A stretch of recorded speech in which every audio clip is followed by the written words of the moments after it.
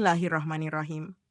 Ketika hidup menempatkan kita di posisi terendah, di mana rasanya tidak ada satupun manusia yang bisa menolong, ingatlah bahwa Allah adalah sebaik-baik pelindung dan penolong. Di tengah rasa putus asa dan sulitnya mencari jalan keluar, hanya ada satu tempat yang bisa menjadi pelarian sejati. Larilah kepada Allah. Dengan mengucapkan hasbunallah wa ni'mal wakil, kita menyatakan bahwa cukup Allah saja yang kita butuhkan. Sebab, dalam setiap masalah, hanya Allah yang memiliki solusi. Dan hanya dengan mendekat kepadanya, kita akan dikuatkan untuk menghadapi segala ujian yang menimpa. Kita nggak bisa lari dari Allah, karena masalah itu Allah yang ngasih, disebabkan oleh kesalahan kita, dan solusinya juga hanya ada di sisi Allah. Jadi mau lari kemana itu nggak akan nyelesain masalah. Satu-satunya tempat kita berlari dan bisa nyelesain masalah cuma lari ke Allah. Fafirru ilallah.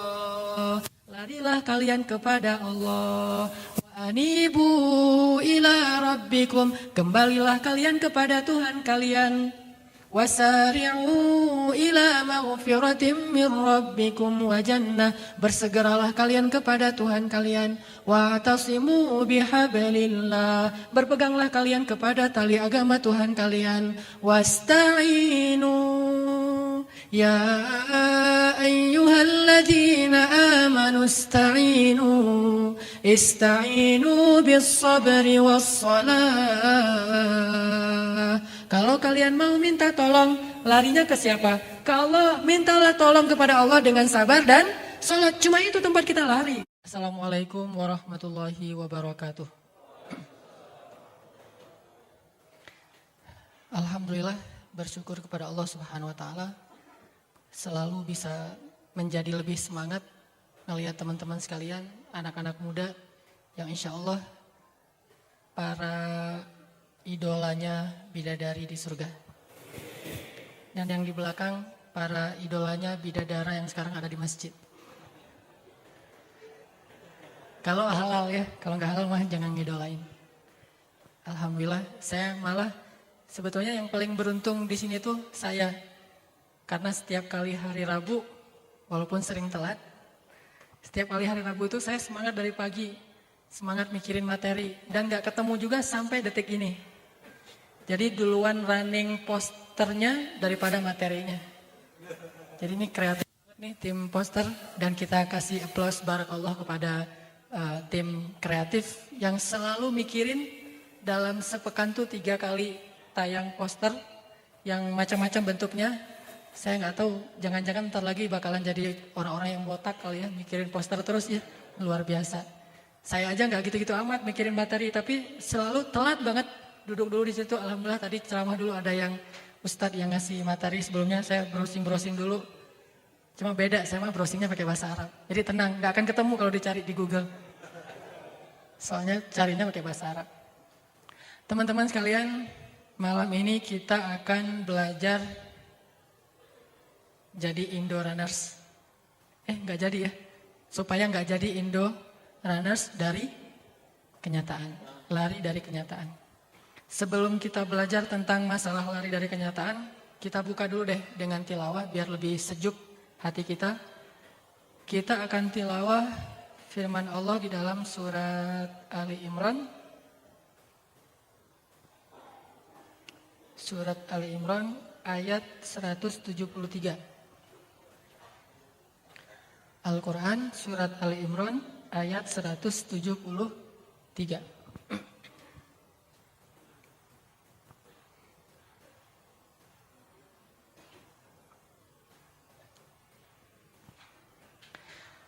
A'udzu billahi minasy syaithanir rajim. Silakan.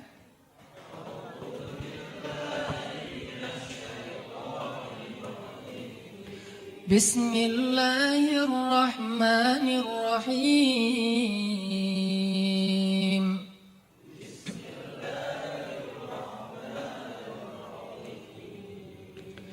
الذين قال لهم الناس إن الناس قد جمعوا لكم فاخشوهم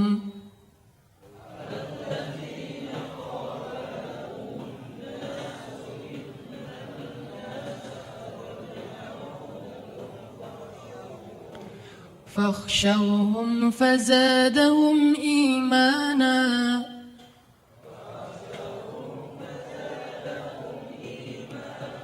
وقالوا حسبنا الله ونعم الوكيل.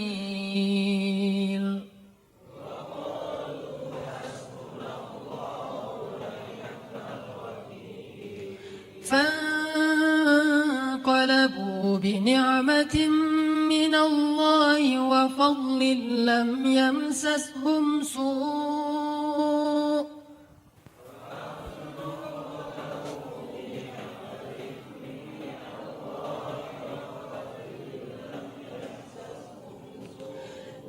يمسسهم سوء واتبعوا رضوان الله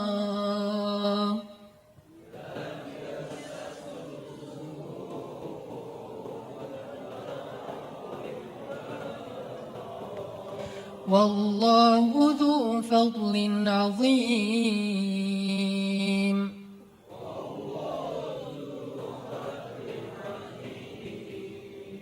إنما ذلكم الشيطان يخوف أولياءه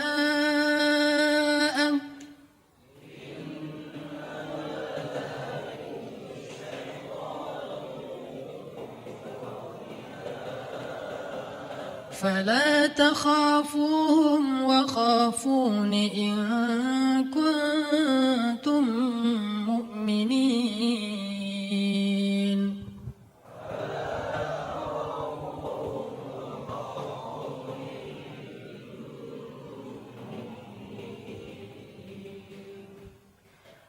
Yaitu orang-orang yang mentaati Allah dan Rasul, yang kepada mereka orang-orang munafik berkata, sesungguhnya kaum kafir itu telah mengumpulkan pasukan yang sangat banyak untuk menyerang kalian, maka takutlah kepada mereka. Maka perkataan itu menambah keimanan orang-orang yang beriman, dan mereka justru menjawab, Hasbunallah wa ni'mal wakil. Cukuplah Allah menjadi penolong kami, dan Allah adalah sebaik-baik pelindung. Karena itu mereka kembali dengan nikmat dan karunia yang besar dari Allah. Mereka tidak mendapat bencana apapun. Mereka mengikuti keridhaan Allah, dan Allah memiliki karunia yang amat besar.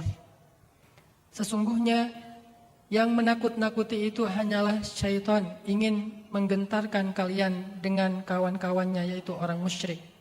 Karena itu janganlah kalian takut kepada mereka, tetapi takutlah kepadaku jika kalian benar-benar orang yang beriman. Sadaqallahul azim. Teman-teman yang dirahmati Allah Subhanahu wa taala,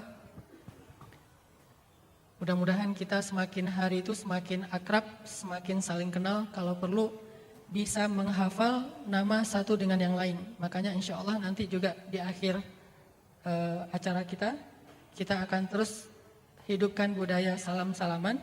Setiap Rabu kita kenal teman baru, saudara baru, dan saya sangat berharap teman-teman sekalian di sini mengenal saya, sehingga nanti kalau ada di antara teman-teman yang duluan masuk surga, mudah-mudahan dia yang akan menolong kita dari api neraka. Karena yang bersaudara karena Allah di dunia, nanti di akhirat juga akan saling mencari saudaranya. Dan kita nggak tahu dalam satu masjid Istiqomah ini siapa di antara kita yang pertama bakal masuk surga, itu kita nggak tahu. Saya nggak akan bilang dengan sok pede bahwa saya duluan, karena belum tentu. Dan teman-teman di sini mungkin nggak kenal. Bisa jadi yang di sebelah teman-teman di sini ada orang yang kalau di sisi Allah dialah yang paling istimewa dan menjadi ahli surga lebih dulu.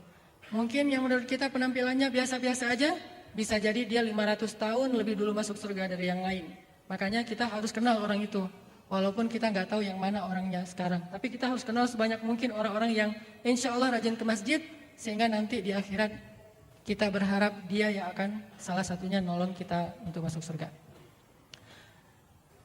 Makanya supaya saya merasa tenang, banyak yang kenal saya, banyak yang tahu saya, sehingga saya berharap dia bisa nolong saya masuk surga. Jangan lupa follow Hanan Ataki. Ujung-ujungnya. Enggak. Yang penting kenal aja deh. Kalau follow lebih bagus sih. Oke, kita masuk kepada materi ya. Materi kita surat Ali Imran ayat 173. Ayat ini mengisahkan tentang satu peristiwa setelah perang Uhud.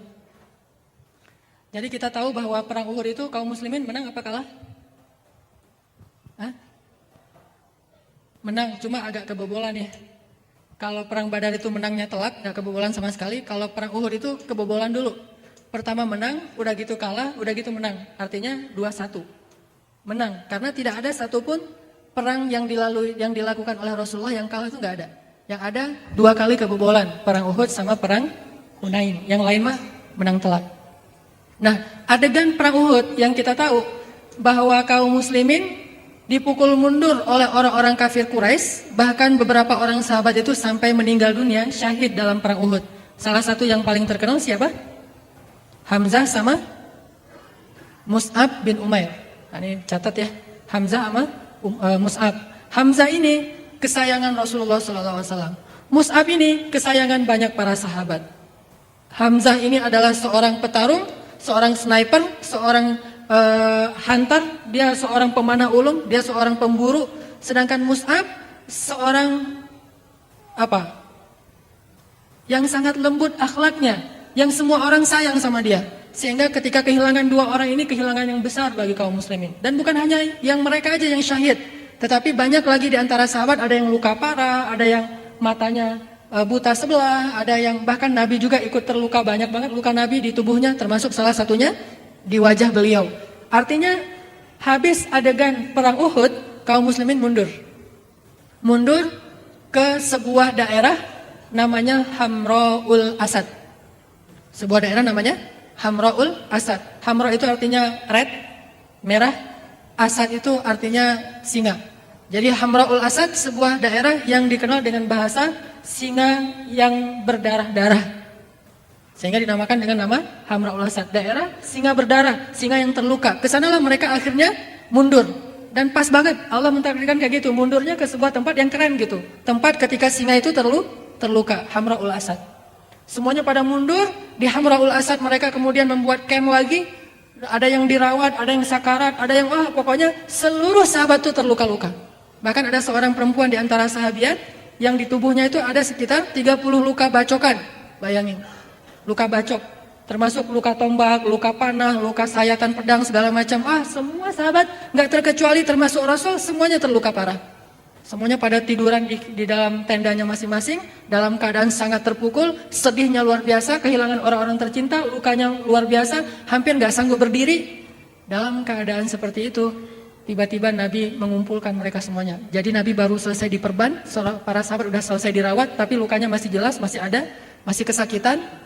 Dan juru rawatnya nggak banyak. Setelah mereka selesai diperban lukanya, baru selesai dirawat, langsung dikumpulin sama Nabi. Ayo kumpul. Ada berapa orang? Sekitar 700 orang. Aslinya 1000 orang tapi 300 orang berkhianat. 700 orang. Dikumpulin lagi sama Nabi tuh, 700 orang. Udah ngumpul. Lalu Nabi mengajak mereka ngapain? Bukan, ya udah kali ini mungkin memang bukan jatah kita, jatah orang kafir Quraisy. Ya udah kita pulang aja yuk. Ternyata Nabi bukan ngomong gitu. Sekarang kita udah selesai membenahi luka-luka kita. Wahai kaum muslimin, siapa yang pengen menjemput surga? Ayo kita kejar musuh. Dalam keadaan luka parah malah ngajak kejar musuh. Kalau diajak nggak apa-apa, yang penting kalian udah dapat pahala. Allah udah mencatat kalian ikhlas, udah mencatat sebagai mujahid. Yang udah meninggal pasti dia lebih bahagia daripada yang masih hidup. Ya udah kita pulang aja deh. Yang kita lakukan udah kita usahain semaksimal mungkin, ya gimana lagi? Ini takdir Allah. Nabi nggak bilang gitu. Wahai kaum muslimin, ayo kita bangkit, kita kejar lagi musuh. Dan sahabat yang mendengar ajakan ini, mendengarnya itu bukan sambil berdiri, mendengarnya sambil berbaring karena udah nggak sanggup lagi. Saking lelahnya, berhari-hari nggak tidur, luka pula. Dalam keadaan lemah kayak gitu, lemah banget. Saya pernah ngerasain lemah yang kayak gini nih.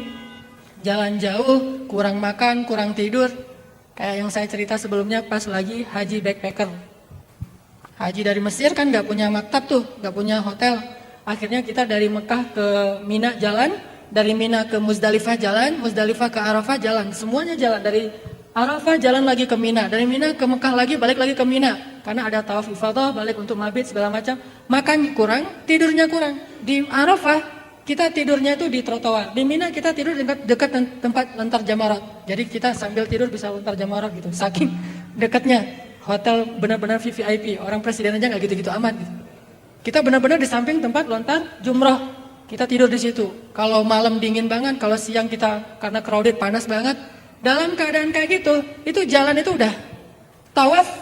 Karena tawaf ifadah itu penuh-penuhnya waktu tawaf, kita nggak jalan, berdiri aja gini. Tiba-tiba udah selesai, udah 7 putaran. Kenapa? Saking ramenya, jadi tawaf itu nggak perlu jalan, berdiri aja udah. Berdiri di bawah diri sama arusnya ke bawah. Kita bilang Allah Akbar aja kan kita harus kayak gini ke Hajar Aswad ya. Bismillah, Allah Akbar kan gitu harusnya ya. Saking lemah, udah lemah banget, udah nggak berdaya banget. Kalau bukan karena itu wajib dan nggak bisa ditunda, maka mungkin udah nggak sanggup lagi. Seandainya ada yang ngebadalin, tapi kalau bisa sih gratis, badalin deh gitu. Diganti sama yang lain. Ternyata nggak bisa, harus kita sendiri yang ngelakuin. Saking lemahnya. Dan ini lebih dahsyat daripada sekedar umroh dan haji. Ini perang. Bayangin aja orang-orang di Palestina. Saya pernah dapat cerita dari seorang teman yang pernah di sana. Dia bilang para mujahid Islam yang sedang membela tanah air mereka di Palestina tuh menunggu datangnya tank Israel di bawah terowongan itu bisa berbulan-bulan. Itu namanya ribat. Jadi dalam jihad itu ada sebuah aktivitas namanya ribat. Ribat ini bukan perang, tapi melatih kesabaran. Nungguin aja di dalam terowongan yang kecil, yang orang untuk selonjoran aja nggak bisa, apalagi berbaring. Jadi duduknya itu ngeringkuk gitu di bawah terowongan. Nungguin apa? Nunggu tank musuh lewat untuk diledakin. Jadi dia pasang kayak granat gitu, udah gitu dia nungguin. Kalau tank musuh lewat baru diledakin. Dan itu entah berapa lama tanknya musuh lewat, bisa berbulan-bulan, bisa berminggu-minggu. Sedangkan makanannya satu hari cuma 1 butir kurma. Makanannya sehari cuma 1 butir kurma. Minumnya itu pakai kain. Jadi kain itu dicelupin ke dalam air, udah gitu ditetes karena dijatah.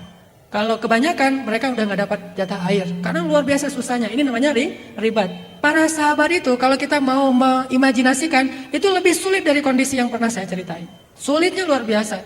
Dalam kondisi kayak gitu, saya juga pernah kadang lagi jalan sama teman-teman mau ngelakuin apa gitu, udah jalan, udah berusaha, ternyata ada hambatan, udah gimana nih, pulang nggak? Mulai agak-agak labil gitu ya, pulang aja deh ya. Tanggung Ustaz, dikit lagi kita coba sekali lagi. Udah deh coba sekali lagi, tapi udah agak setengah hati. Pas udah dicoba nggak bisa juga, udah aja, kan kita udah berusaha. Aduh pulang aja, pulang akhirnya kan semangat kita nggak kayak gitu. Sahabat Nabi dalam keadaan lemah banget, Nabi bilang ayo kita kejar musuh. Padahal kondisi mereka lagi dalam keadaan sangat-sangat lemah, sangat-sangat nggak berdaya. Kira-kira apa yang mereka lakuin?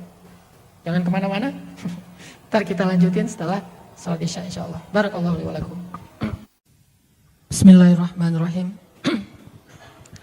Teman-teman yang disayang oleh Allah Subhanahu wa taala, kita tadi sampai kepada cerita kisah saat Nabi Shallallahu alaihi wasallam mengumpulkan para sahabat di Hamraul Asad.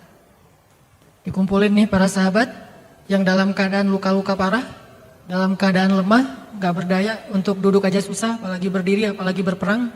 Dikumpulin sama Nabi dan Nabi juga masih dalam keadaan berdarah-darah. Terus Nabi bilang, jangan sampai kita membiarkan musuh pulang dalam keadaan euforia. Pulang dalam keadaan merayakan kemenangan, seolah-olah agama Allah dikalahkan. Maka mari kita hadapi lagi musuh, agar mereka lihat bagaimana kekuatan kaum muslimin. Dalam keadaan berdarah-darah, dalam keadaan lemah kayak gitu.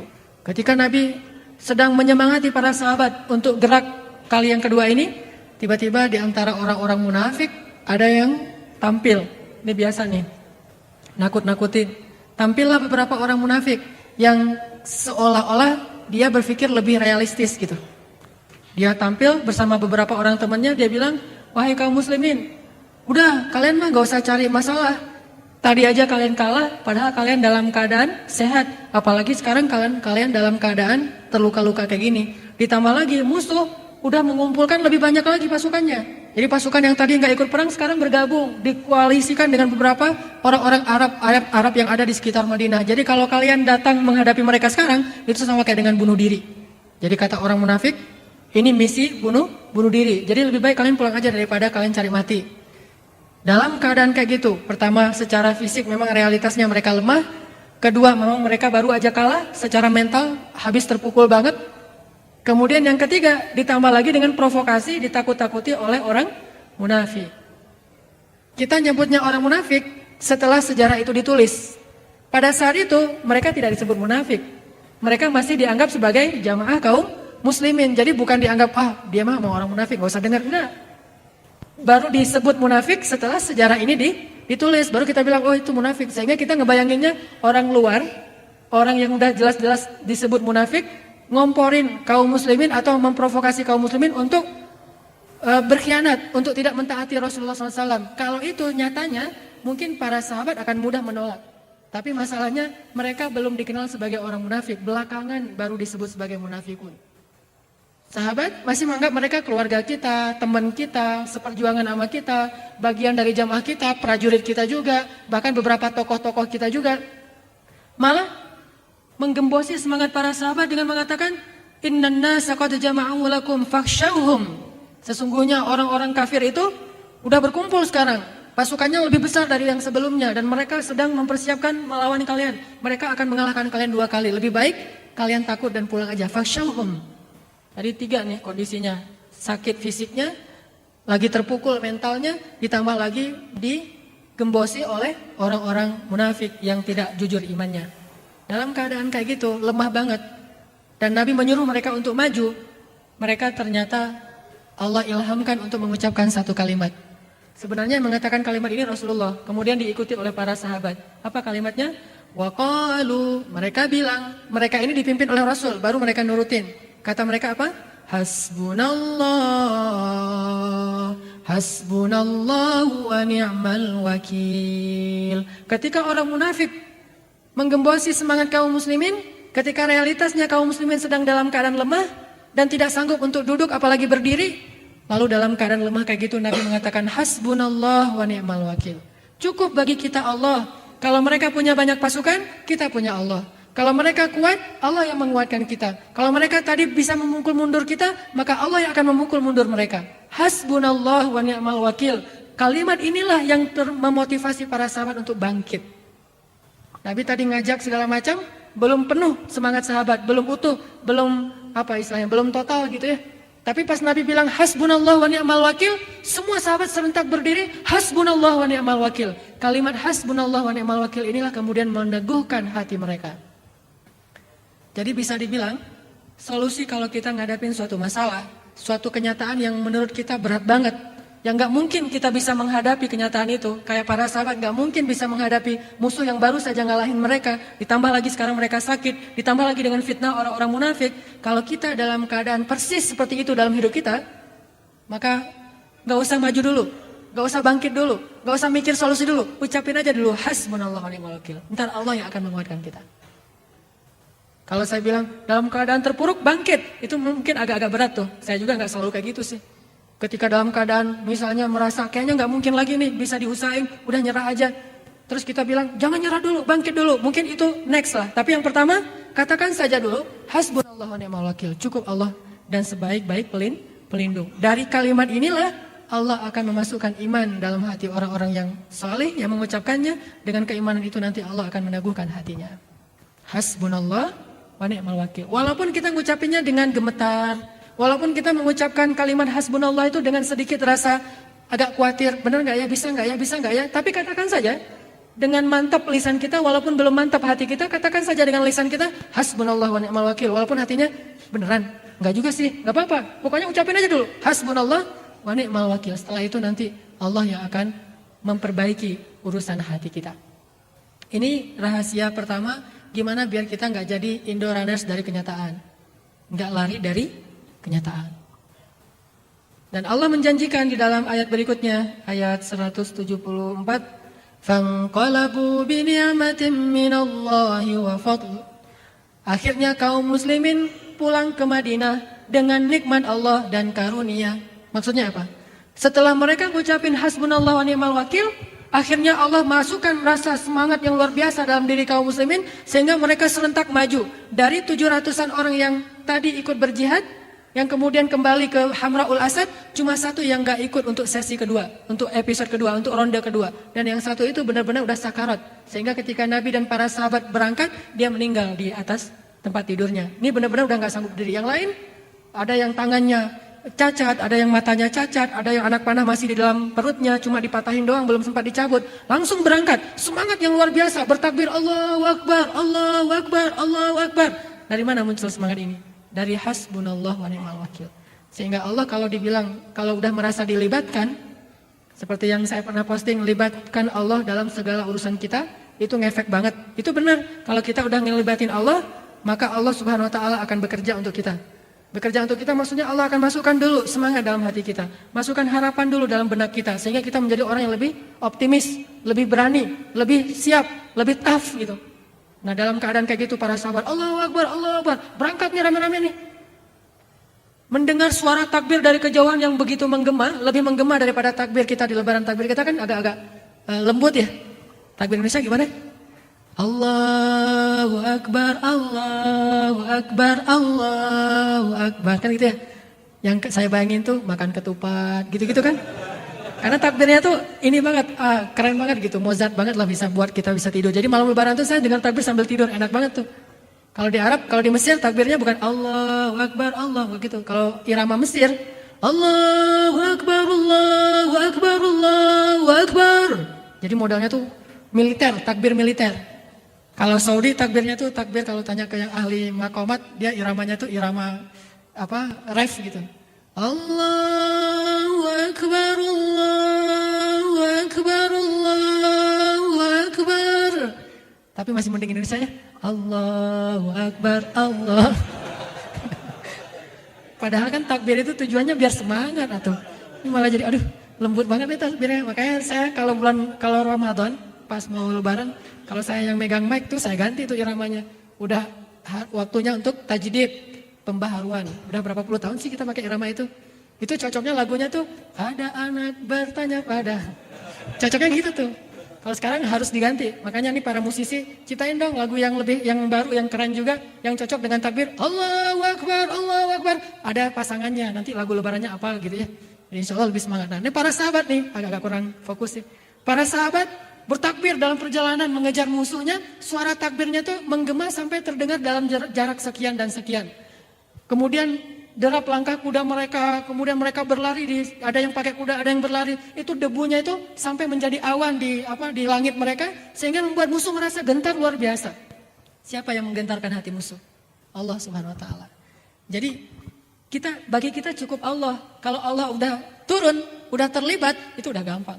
Musuhnya banyak tapi kalau hatinya digentarkan nggak ngaruh banyaknya. Tetap aja mereka takut walaupun jumlahnya banyak. Dan ini terbukti ketika kaum muslimin habis mengucapkan hasbunallah wa ni'mal wakil, langsung Allah semangatin hati mereka, langsung siap berperang lagi dan rela untuk ngelakuin apapun.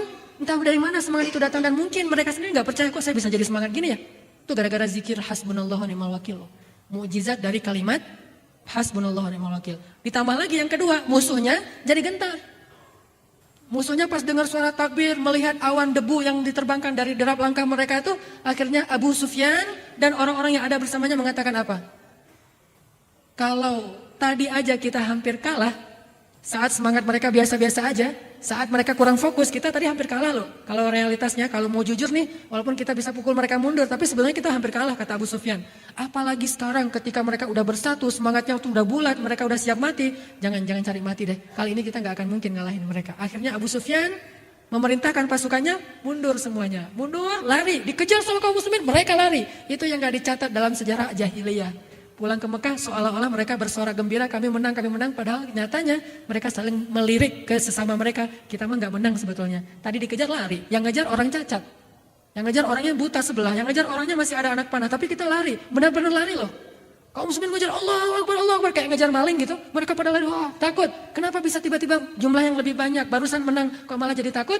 Allah turun tangan dalam urusan mereka, setelah mereka libatkan Allah dengan kalimat hasbunallah wa ni'mal wakil. Gitu juga kita dalam menghadapi hidup. Walaupun yang kita hadapin kadang bukan manusia tapi kenyataan. Yang kita hadapin sebuah kondisi. Yang kita hadapin sebuah musibah. Tetapi minimal Allah akan menggentarkan musuh yang selalu nakut-nakutin kita. Yang membuat kita gak berani tampil. Yang membuat kita gak berani melanjutkan hidup kita. Dan musuh itu adalah a'udzubillahi minasyaitonir rajim. Syaitan minal jinnati wan nas. Syaitan dari jin dan dari jenis manusia gitu. Jadi Allah minimal akan menghalangi setan untuk nakut-nakutin kita sehingga kita jadi semangat lagi menghadapi kenyataan atau ujian yang kita hadapin.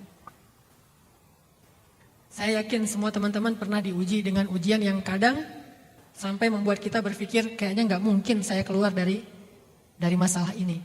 Kadang kita sampai ke kondisi yang kayak gitu.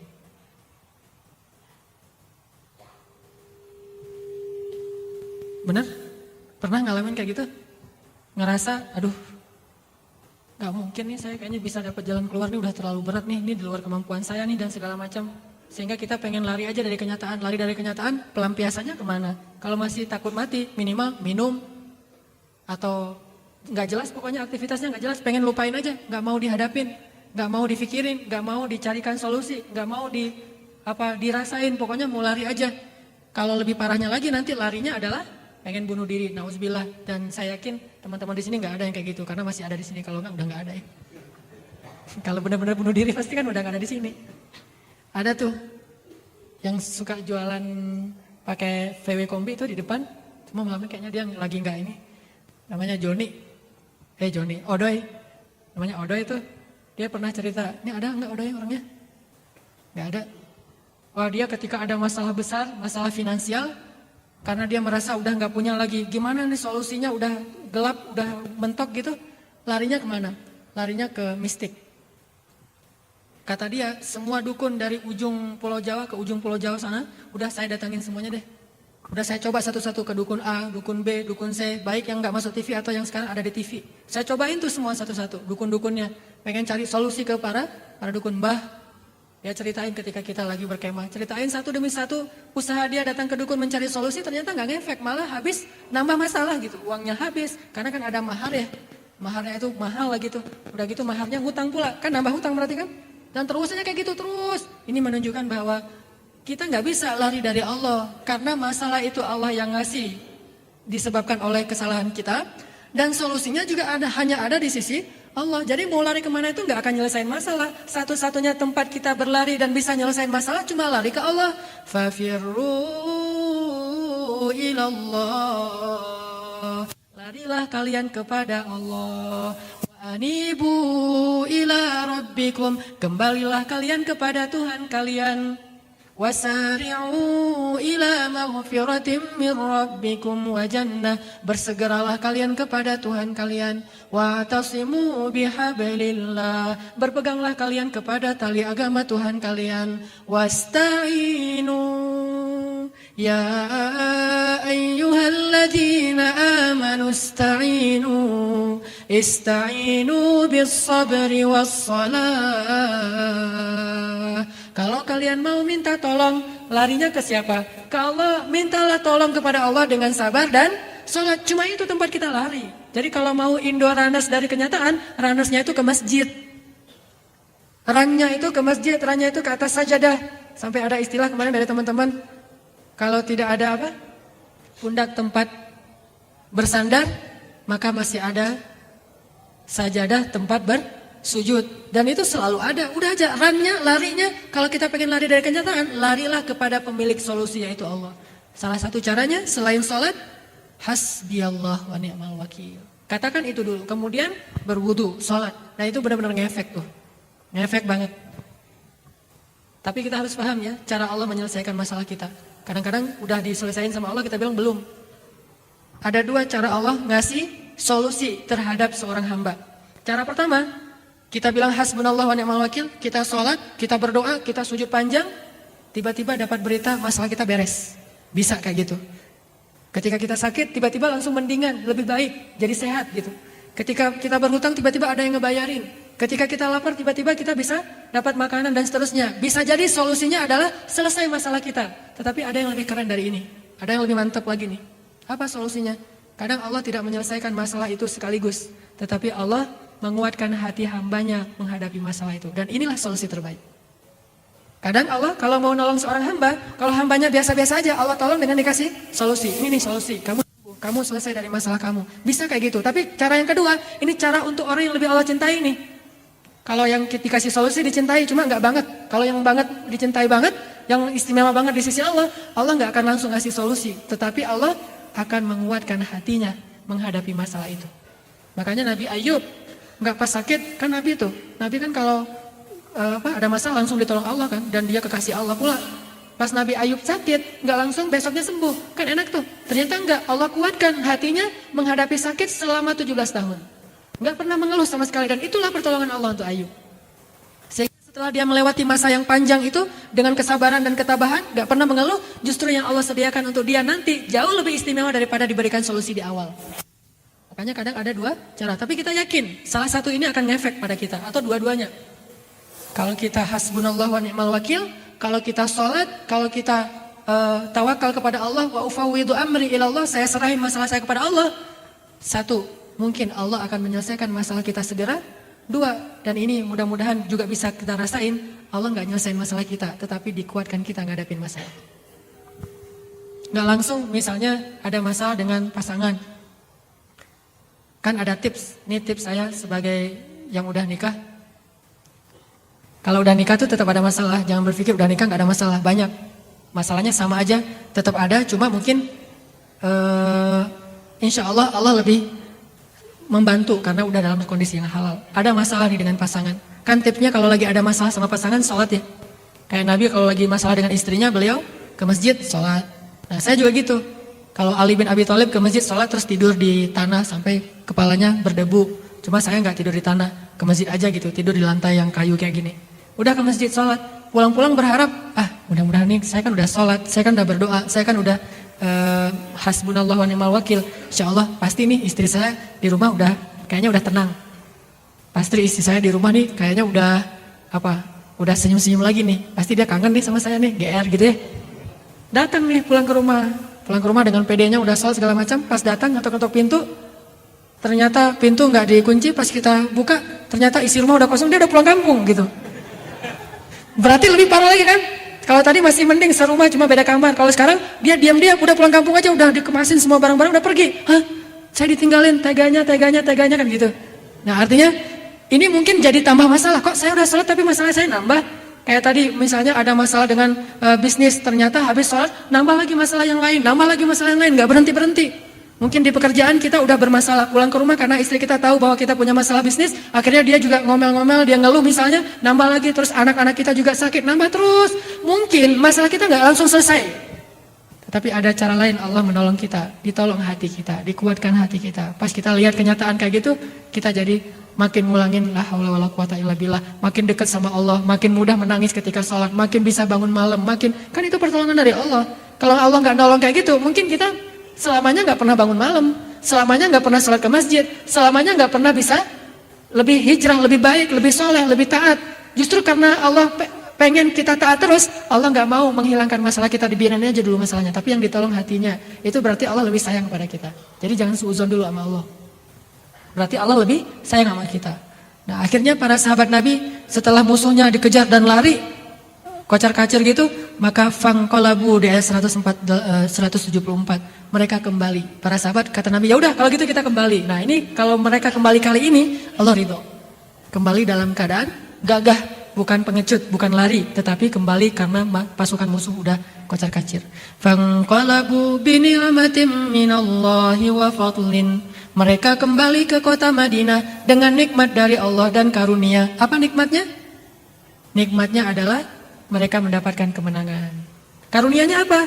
Karunianya banyak. Di antara karunia yang mereka dapatkan ternyata yang tadi mereka cari di padang Uhud yang membuat mereka kalah itu ghanimah, sekarang dapat. Jadi musuh pas tahu kaum muslimin menyerang dan mereka lari, mereka meninggalkan banyak onta, domba, harta mereka di belakang sehingga dikumpulkan oleh kaum muslimin. Jadi tetap dapat harta ghanimah, menang intinya, nggak kalah sebetulnya.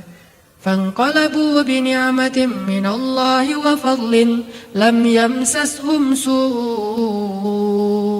Mereka sama sekali tidak mendapatkan masalah. Gak ada yang terluka, gak ada yang meninggal, gak ada yang kesulitan. Lam yamsashum su'.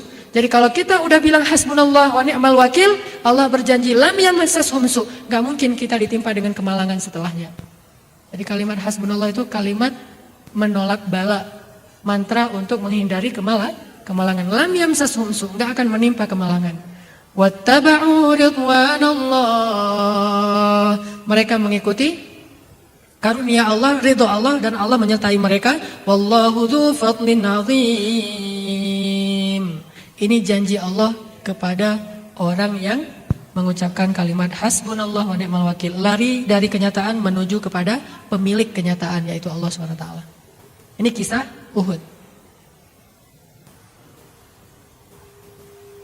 Terus ada lagi dalam adegan yang lain, siapa yang pernah mengucapkan kalimat ini selain Rasul dan para sahabat?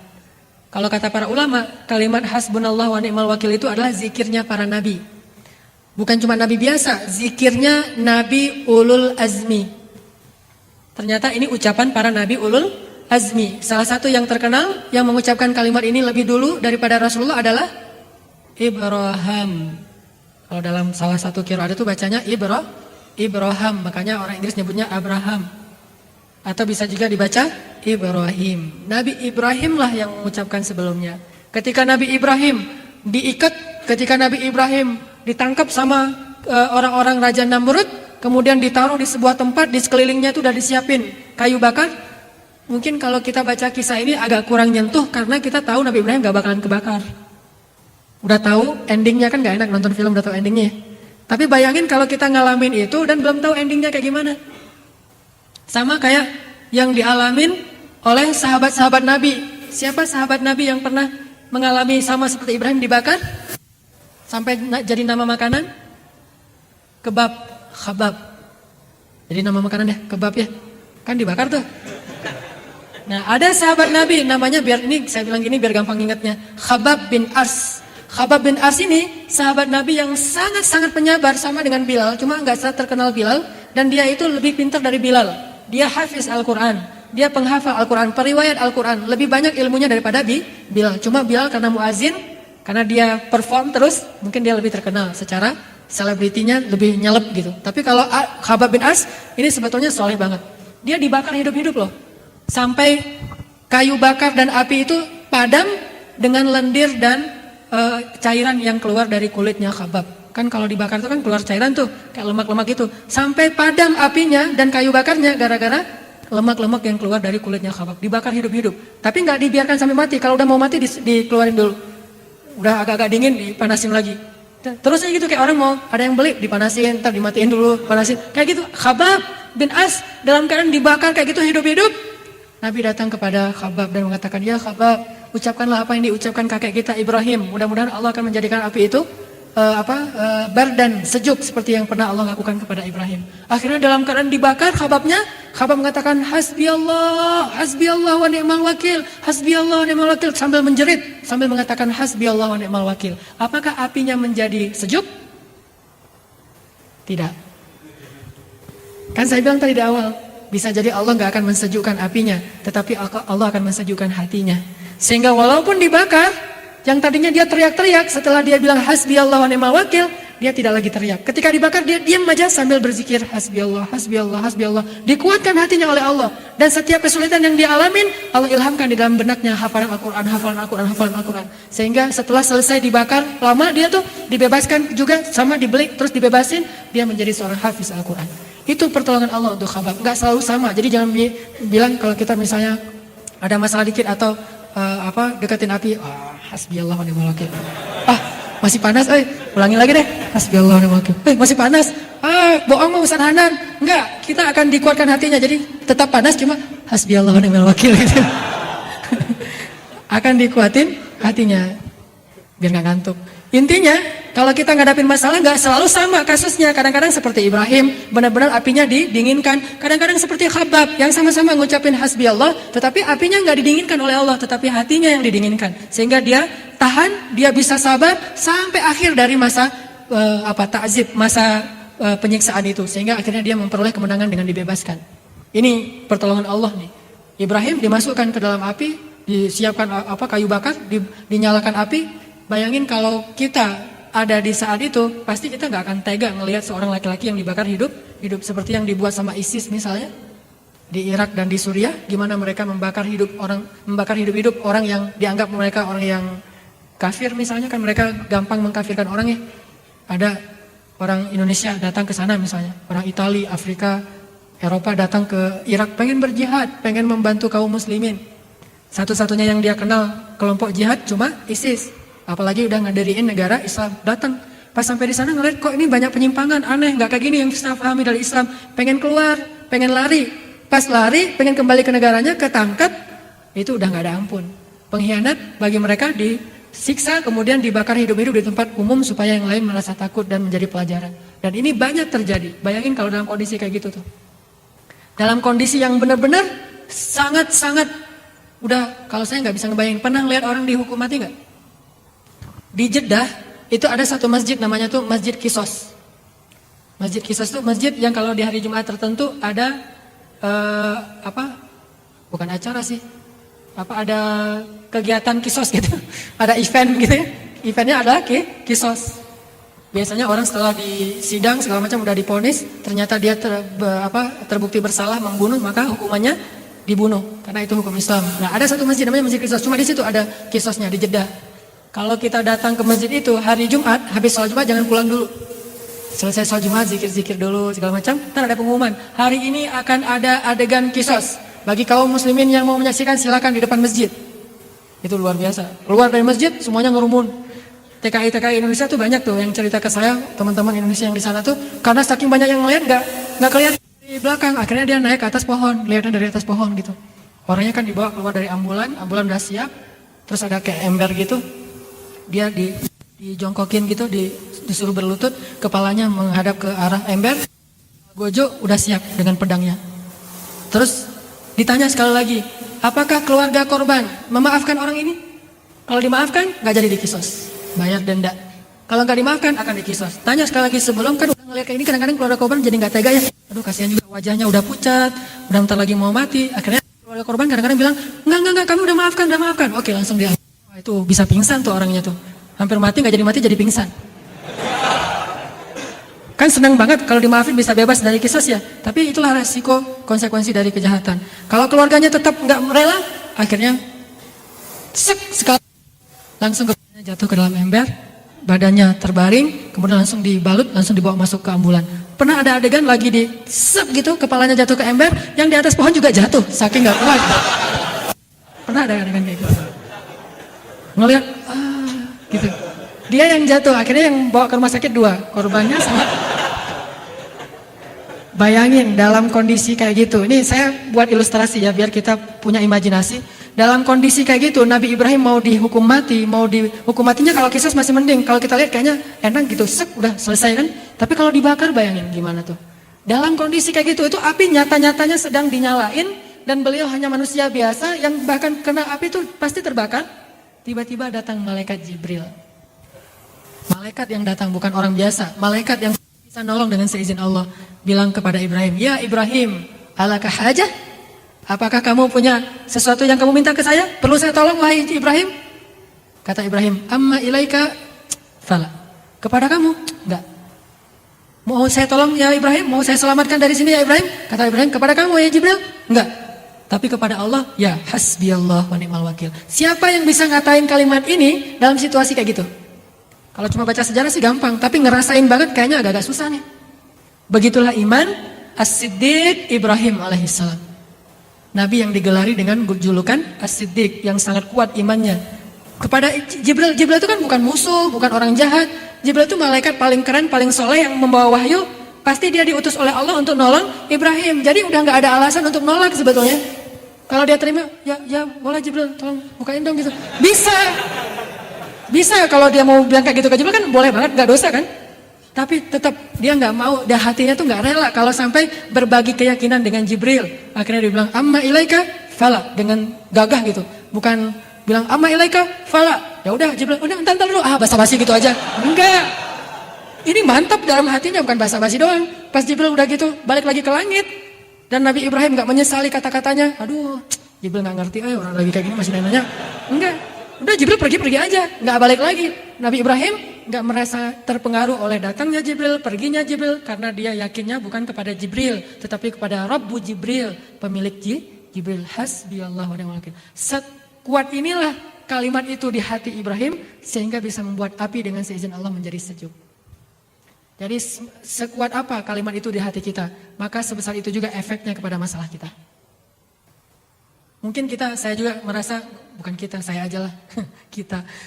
Mungkin saya ngerasa kalimat hasbiyallah itu belum sekuat Ibrahim lah. Kalau ada yang nawarin, oh ini pasti utusan Allah nih, gitu ya. Kalau Jibril kan jelas-jelas utusan Allah tuh. Tapi kita kadang-kadang yang belum jelas utusan Allah juga kita husnuzon kan ya. Wah ini pasti utusan Allah kan tadi saya bilang hasbiyallahu wa ni'mal wakil, tiba-tiba datang orang yang mau nolong, ya udah ini aja deh gitu. Gak apa-apa. Mungkin hati kita belum sekuat Ibrahim, tetapi minimal nih kekuatan yang paling lemah di hati kita itu ketika kita bilang hasbiyallahu wa ni'mal wakil, kita mau solusi asalkan itu diridhoi oleh Allah. Gitu. Itu paling minimal. Kalau sampai kita mengambil segala solusi terserah diridhoi enggak diridhoi, berarti kita sebetulnya enggak hasbiyallah wa ni'mal wakil, itu mah cuma basa-basi. Standar minimal yang ukuran kita, ukuran orang awam, ketika kita bilang hasbiyallah wa ni'mal wakil, hasbiyallah wa ni'mal wakil. Lalu ada yang nawarin, ini nih ada solusi ini dengan cara yang menurut kita syubhat atau haram. Ah enggak deh, hasbiyallah wa ni'mal wakil. Itu standar iman kita. Kalau kita bisa kayak gitu, Allah akan datangkan yang cara yang halal, cara yang lebih baik untuk menyelesaikan urusan kita. Jadi sekualitas apa, sekuat apa kata-kata hasbiyallah di hati kita, sebesar itu juga efeknya dalam masalah kita. Siapa lagi yang pernah ngucapin kalimat ini? Walaupun dengan kalimat yang sedikit berbeda teksnya, tetapi intinya sama, hanya cukup Allah saja. Aisyah radhiyallahu anha. Ketika Aisyah difitnah selingkuh dengan seorang sahabat yang ganteng, yang soleh, namanya siapa? Sofwan bin Mu'attal. Udah ada yang tahu cerita ini? Yang udah pernah dengar cerita ini coba angkat tangan, punten. Yang udah pernah dengar cerita fitnah terhadap Aisyah? Oh berarti banyak yang belum ya. Saya ceritain lagi. Jadi Rasul dengan sahabat waktu itu dalam suatu perjalanan pulang bawa istrinya Aisyah. Di tengah jalan Aisyah itu minta izin kepada, kan kalau istri Nabi kalau ikut bersama Nabi itu ditandu. Pakai tandu gitu ditandu. Nah pas udah di rest area Aisyah maaf kebelet pengen ke belakang. Nah minta izinlah kepada pengawalnya. Tunggu ya saya mau ke belakang dulu. Pergi dia ke belakang. Menyelesaikan hajatnya. Ternyata pas dia kembali dia raba-raba dadanya, ternyata kalungnya jatuh. Kalung pemberian ibunya Aisyah di hari pernikahannya dengan Rasulullah. Kenangan, memang gak mahal tapi ada kenangannya, ada cerita. Jatuh, akhirnya dia bilang ke Rasul, ya Rasulullah kalung saya jatuh tapi udah dicari-cari gak nemu. Sementara Rasulullah mau berangkat, akhirnya ditunda gak jadi berangkat. Udah kalau gitu kita cari kalung Aisyah dulu. Gak jadi berangkat ya sahabat? Ya Rasul gak jadi berangkat. Bermalam di situ demi mencari kalung Aisyah. Nyari, nemu. Pas udah ketemu, udah terlanjur malam, udah bermalam aja. Paginya karena mereka bermalam di situ dan di situ bukan tempat yang ada sumber air, mereka kehabisan air, tidak dapat air untuk berwudu.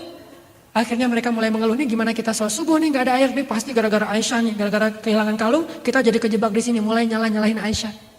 Ternyata gara-gara mereka nyalahin Aisyah, Allah membela Aisyah karena cintanya Allah kepada Aisyah. Tiba-tiba turun ayat, kalau kalian ingin sholat tetapi tidak punya air maka bertayamumlah. Itu asal muasal adanya syariat tayamum gara-gara Aisyah. Langsung para sahabat semangat, Allah Akbar, Allah Akbar. Ternyata gara-gara Aisyah kita jadi dapat keringanan dalam wudhu, yaitu dengan cara tayamum. Udah tayamum, sholat subuh, lanjut perjalanan. Udah lama jalan, capek, siangnya, sorenya berhenti lagi. Berhenti, Aisyah namanya orang udah di rest area kan biasanya suka ke toilet gitu. Sama ke toilet lagi. Ke toilet balik, jatuh lagi tuh kalau mungkin centelannya tuh emang udah longgar, jatuh. Lapor lagi ke Rasul. Akhirnya Rasulullah nyuruh lagi para sahabat nyari. Mulai lagi kehambat gara-gara itu. Berangkat lagi. Di kali yang ketiga, rest area lagi, Aisyah ke toilet lagi, jatuh lagi. Kali ini Aisyah udah gak enak hati mau ngasih tahu ke Rasul. Masa 3 kali ngasih tahu terus 3 kali berhenti gara-gara Aisyah. Akhirnya diam-diam Aisyah nyari sendiri. Gak ngasih tahu ke Rasul, gak lapor, nyari sendiri, lama lagi nyari-nyari kalung. Rasul nganggap Aisyah gak ada masalah, akhirnya berangkatlah kafilah jihadnya. Dan Aisyah tertinggal.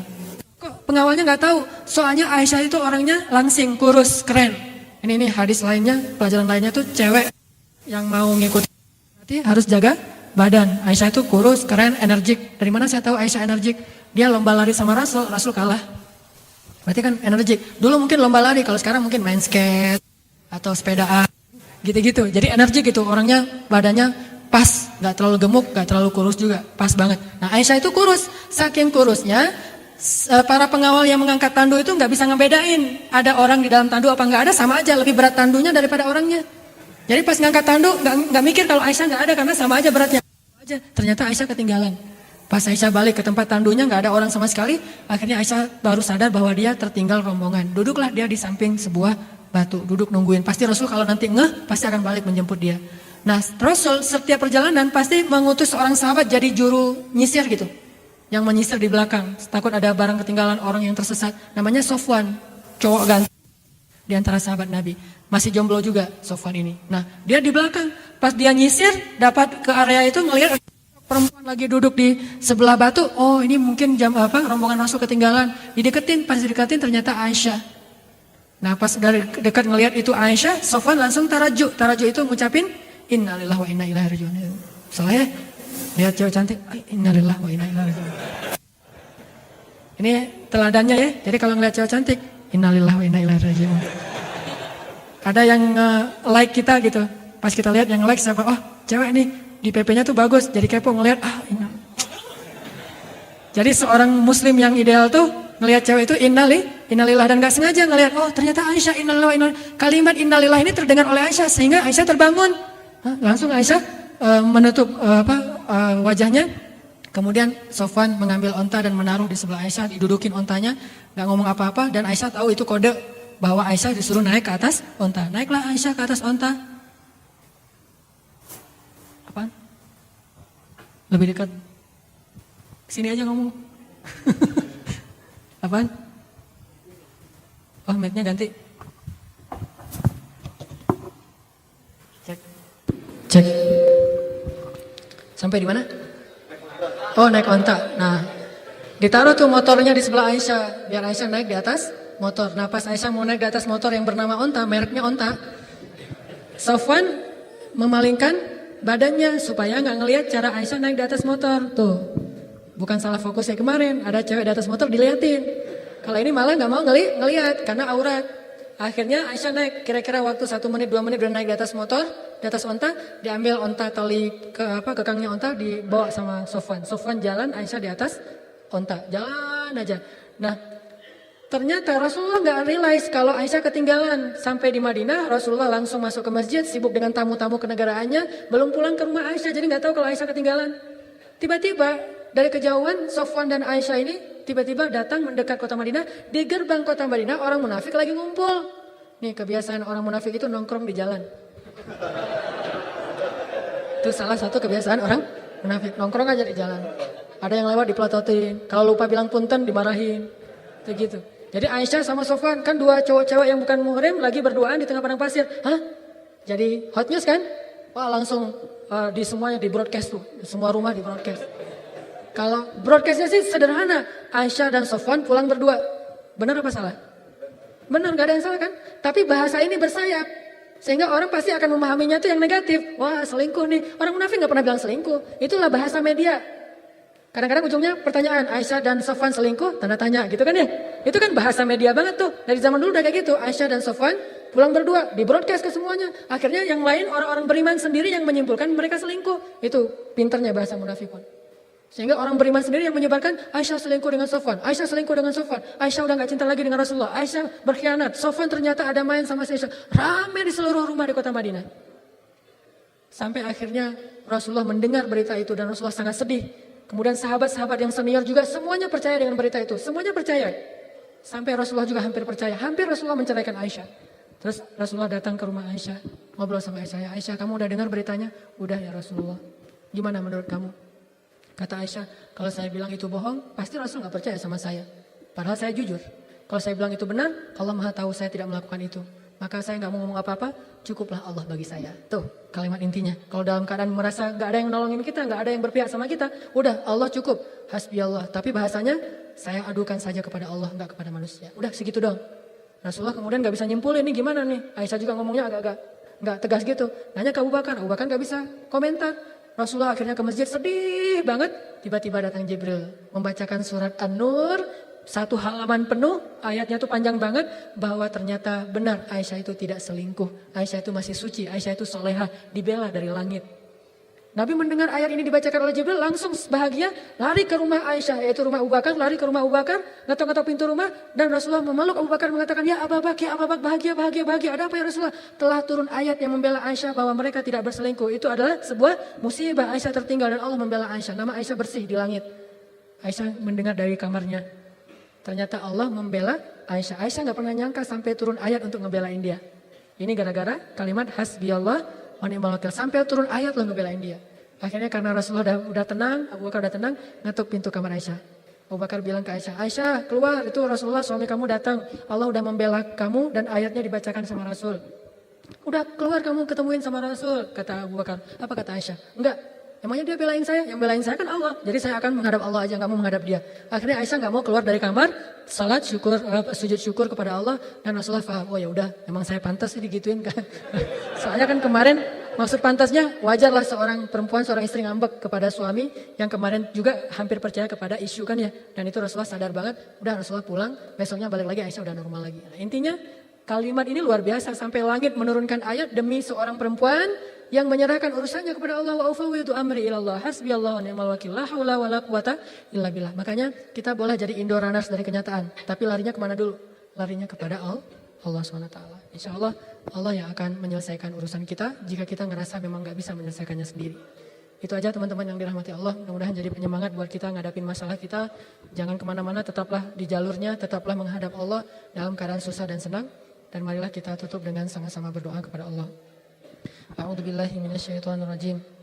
Bismillahirrahmanirrahim. Ya Allah ya Arhamar Rahimin.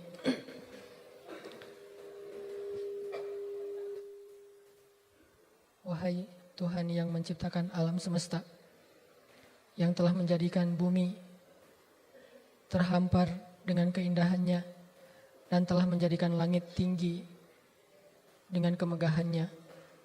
Ya Allah yang maha besar, ya Allah yang maha agung, ya Allah yang maha kuasa atas segala sesuatu. Tidak ada yang tidak mungkin bagimu ya Allah. Tidak ada yang mustahil bagimu ya Allah. Tidak ada yang sulit bagimu ya Allah. Tidak ada yang berat bagimu ya Allah. Jika Engkau telah berkehendak, maka segalanya bisa terjadi. Hanya dengan kata-kata kun, maka Engkau mengubah segalanya semaumu ya Allah. Engkau yang pernah menciptakan alam semesta dari tiada menjadi ada. Engkau juga yang nanti akan meniadakan kembali segala sesuatu yang saat ini ada. Engkau yang telah menjadikan bintang-bintang, planet dan segala sesuatu yang ada di alam semesta ini begitu luar biasanya. Dan semua itu Engkau jadikan dengan mudah bagimu tanpa ada sedikit pun kesusahan. Engkau juga menciptakan kami satu generasi ke generasi yang lain. Engkau munculkan satu generasi di bumi lalu Engkau binasakan. Engkau munculkan lagi generasi berikutnya Engkau binasakan. Engkau munculkan lagi generasi berikutnya dan Engkau hilangkan. Engkau maha kuasa atas segala sesuatu. Engkau yang menghidupkan, Engkau juga yang mematikan. Engkau yang memelihara alam semesta. Engkau yang maha hidup dan tidak pernah lelah, tidak pernah mengantuk dan tidak pernah tidur. La ta'khudhuhu sinatu wa la naum. Engkau yang maha kuasa atas segala sesuatu. Wa huwa ala kulli syai'in qadir. Engkaulah yang menjaga bumi dan langit ini. Wa la ya'uduhu hifdhuhuma. Tidak pernah lelah menjaganya. Ya Allah, Engkau yang maha sibuk mengurus hambamu. Kulla yaumin huwa fi sya'n. Yang semua hamba-hambamu membutuhkanmu dan meminta segala hajat mereka kepadamu. Tetapi sedikit pun tidak menyulitkanmu ya Allah. Ya Arhamar Rahimin. Kami sadar betul dan kami yakin betul tentang kebesaran dan keagunganmu ya Allah. Tidak ada yang menandingi kebesaran dan keagunganmu itu ya Allah. Tidak ada yang sama dengan kekuasaanmu ya Allah. Tidak ada yang sama tinggi dan apalagi lebih tinggi darimu ya Allah. Tidak ada yang lebih luas rahmatnya daripada rahmatmu ya Allah. Tidak ada yang lebih besar kasih sayangnya daripada kasih sayangmu ya Allah. Bahkan seorang ibu pun tidak bisa mengalahkan kasih sayangmu terhadap anaknya ya Allah. Ya Arhamar Rahimin. Wahai yang maha penyayang. Wahai yang maha pengasih. Wahai yang maha luas rahmatnya. Wahai yang tidak punya batas kekuasaannya. Wahai yang tidak ada penghalang untuk melakukan segala sesuatu yang dia inginkan. Wahai Rabbana, ampunkanlah dosa kami ya Allah. Wahai Allah, mudahkanlah segala urusan kami ya Allah. Sungguh, jika Engkau tidak terlibat dalam menyelesaikan urusan kami, tidak ada satupun yang bisa menyelesaikan urusan itu. Jika Engkau memberi kami kesulitan, tidak ada yang bisa memberi kami kemudahan dan jalan keluar kecuali Engkau ya Allah. Jika Engkau memberikan kami beban, tidak ada yang bisa menurunkannya menjadi ringan dari pundak kami kecuali Engkau ya Allah. Jika Engkau telah memberi penyakit, tidak ada yang bisa menyembuhkan penyakit itu kecuali Engkau ya Allah. Jika Engkau membiarkan seseorang lapar, tidak ada yang bisa memberinya makan dan menjadi kenyang kecuali Engkau ya Allah. Jika Engkau melihat sebuah negeri kering kerontang, tidak ada yang bisa memberi air kepada negeri itu kecuali Engkau ya Allah. Engkau menurunkan air dari langit dan mengeluarkan air dari bumi. Ya Arhamar Rahimin. Yang maha kuasa atas segala sesuatu. Apa sulitnya bagimu menyelesaikan hajat dan urusan kami ya Allah? Tidak ada yang sulit bagimu sama sekali ya Allah. Tidak ada yang sulit bagimu untuk mencari jalan keluar bagi masalah-masalah yang kami hadapi ya Allah. Engkau mempertemukan timur dan barat, Engkau membenamkan matahari dan menerbitkannya. Engkau maha kuasa atas segala sesuatu ya Allah. Tidak ada yang sulit bagimu ya Allah. Jika Engkau berkenan, maka Engkau akan mempertemukan seorang laki-laki dengan perempuan yang menjadi istri suaminya, yang menjadi pasangannya, walaupun tidak ada satupun yang pernah mengira bahwa mereka akan berjodoh.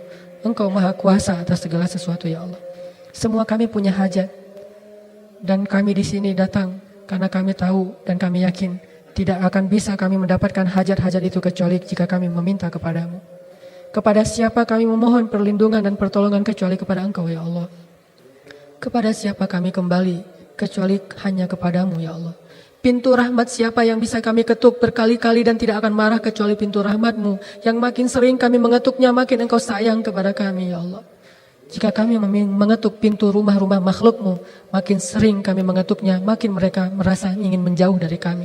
Makin mereka merasa terganggu. Tapi pintu rahmatmu, semakin kami mengetuknya, semakin Engkau sayang kepada kami ya Allah. Maka kami akan terus mengetuk pintu rahmatmu ya Allah. Mengetuk pintu rahmatmu dengan salat, dengan hasbunallah wa ni'mal wakil, dengan la haula wa la quwata illa billah, dengan wa ufawwidu amri ilallah, dengan doa dan munajat kepadamu ya Allah. Bukakanlah pintumu ya Allah. Bukalah pintu rahmatmu kepada kami ya Allah. Berikan jalan keluar dari kesulitan kami ya Allah. Berikan kemudahan dari kepayahan kami ya Allah. Berikan kelapangan dari kesempitan kami ya Allah. Berikan ya Allah kebaikan-kebaikan dari segala keburukan yang kami alami ya Allah. Ya Arhamar Rahimin.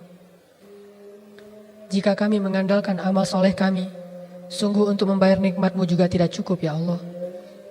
Dan jika kami masih membawa dosa-dosa kami, pasti itu akan menjauhkan kami dari rahmat-Mu ya Allah.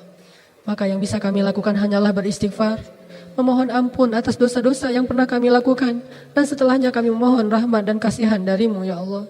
Meskipun kami merasa tidak pantas untuk meminta banyak dari-Mu karena sedikitnya amal-amal kami, tetapi kami juga sadar bahwa tidak ada tempat lain bagi kami untuk meminta selain Engkau ya Allah. Kami memohon, please ya Allah, kami sangat memohon kepadamu ya Allah. Kami sangat memohon kepadamu, berikanlah jalan keluar dari setiap masalah kami ya Allah. Berikanlah jalan keluar dari masalah keluarga kami ya Allah. Berikanlah jalan keluar dari masalah pekerjaan kami ya Allah. Berikanlah jalan keluar dari masalah pribadi kami ya Allah. Berikanlah jalan keluar dari masalah pendidikan kami ya Allah. Berikanlah jalan keluar dari masalah jodoh kami ya Allah. Berikanlah jalan keluar ya Allah. Pertemukanlah kami dengan kekasih kami di dunia dan di akhirat ya Allah. Jika kami ingin bertemu dengan pasangan kami, itu karena kami ingin belajar taat kepadamu bersama-sama ya Allah. Kami ingin merasakan sholat tahajud bersama. Kami ingin merasakan saling menasihati dalam kebaikan. Kami ingin berpegangan tangan, bergandengan tangan menuju ridhamu ya Allah. Kami ingin kembali kepadamu sambil membawa orang yang Engkau ridhai. Dan kami ingin masuk surga bersamamu berpasang-pasangan ya Allah. Ya Arhamar Rahimin, pertemukanlah kami dengan jodoh kami ya Allah. Bukakanlah jalan untuk kami untuk bertemu dengan pangeran kami, dengan imam kami, dengan pemimpin di dalam rumah tangga kami ya Allah. Dan bukakanlah jalan untuk kami bertemu dengan orang yang akan menasihati kami ya Allah. Orang yang akan menafkahi kami ya Allah. Orang yang akan mengimami sholat kami ya Allah. Ya Allah, pertemukanlah kami dengan seorang perempuan yang akan mengajarkan kepada kami kasih sayang dan kelembutan. Perempuan yang bisa mengganti ibu kami dalam kasih sayangnya kepada kami ya Allah. Ya Arhamar Rahimin. Semua kami punya hajat dan kesulitan. Tolonglah kami ya Allah. Kasihanilah kami ya Allah.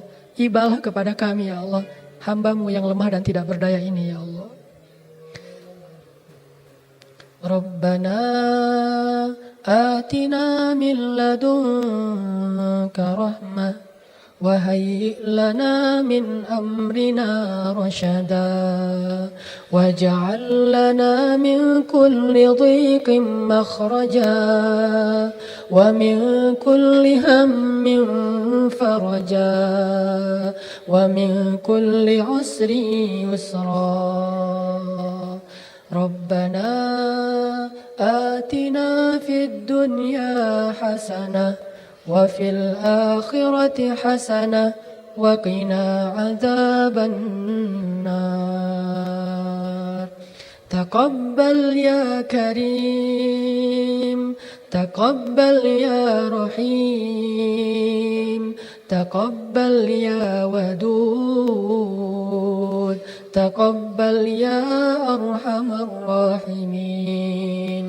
أجب دعاءنا يا الله، أجب دعاءنا يا رحمن، أجب دعاءنا يا رحيم، أجب دعاءنا يا مجيب السائلين.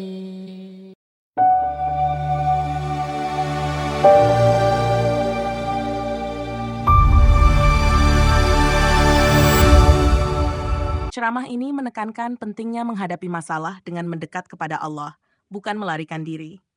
Dikatakan bahwa solusi semua masalah hanya ada di sisi Allah, dan manusia harus berusaha kembali kepadanya dalam keadaan susah maupun senang. Dengan mengucapkan hasbunallah wa ni'mal wakil, cukuplah Allah bagi kita, dan dialah sebaik-baik pelindung, seorang muslim bisa memperoleh kekuatan menghadapi kesulitan. Selain itu, dijelaskan melalui kisah para nabi dan sahabat, bahwa Allah memberikan solusi tidak hanya dengan menghilangkan masalah, tetapi juga dengan memperkuat hati hambanya untuk menghadapi kesulitan tersebut.